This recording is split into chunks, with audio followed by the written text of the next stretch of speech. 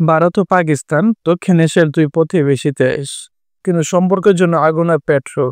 আজকে আমরা জানবো সাম্প্রতিক উত্তেজনার পেছনের ঘটনা, বিশেষ করে পুলওয়ামা ও পালকোটের প্রভাব এবং কিভাবে এই দুই দেশ এখনো যুদ্ধপ্রবণ অবস্থায় দাঁড়িয়ে আছে। নাম্বার 1, 14 ফেব্রুয়ারি 2019 ভালোবাসা দিবসে ভারতের জন্য এলো সবচেয়ে বড় দুঃসংবাদ।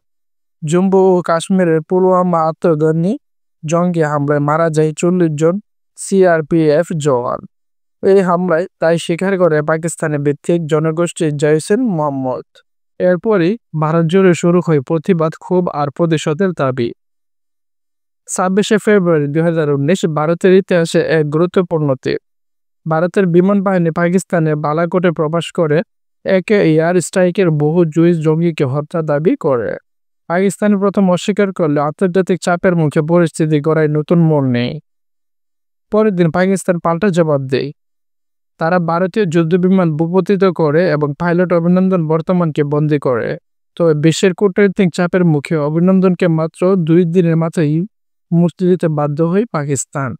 এই ঘটনা আন্তর্জাতিকভাবে ভারতীয় কৌশলগত ও নৈতিক জায়গায় শক্তিশালী করে তোলে। এই ঘটনার পর থেকে ভারত ও পাকিস্তানের মধ্যে যুদ্ধাবস্থা স্থায়ী না হলেও সীমান্তে থেমে থাকেনি গোলাগুলি। সাম্প্রতিক বছর একাধিকবার উড়ি, পুষ্প বা রাজনৈতিক এলাকার উভয় পক্ষে গুলি বিনিময় করেছে। উল্লেখযোগ্য বিষয় হলো ভারতের নতুন সামরিক নীতি সারপ্রাইজ অ্যান্ড পুনিশ এখনো কার্যকর অবস্থায় রয়েছে। একটি গুরুত্বপূর্ণ তথ্য দিয়ে আপনাদের মাঝে, পুলওয়ামা হামলার পর ভারত প্রথমবারের মতো আন্তর্জাতিক সীমানা লঙ্ঘন করে সরাসরি পাকিস্তানের অভ্যন্তরে হামলা চালায়। এটি ছিল 1971 সালের যুদ্ধের পর ভারতের সবচেয়ে বড় প্রতিক্রিয়ামূলক সামরিক পদক্ষেপ। ভারত ও পাকিস্তান সম্পর্ক সবসময় উত্তপ্ত। পুলওয়ামার মতো ঘটনা আমাদের শেখায় কূটনীতি আর নিরাপত্তায় ভারসাম্য একটা গুরুত্বপূর্ণ কাজ। আপনি কি মনে করেন এই উত্তেজনা কখনো কি শেষ হবে? কমেন্টে জানান আপনার মতামত। আর ভিডিওটি ভালো লাগলে লাইক, শেয়ার এবং চ্যানেলটি সাবস্ক্রাইব করতে ভুলবেন না।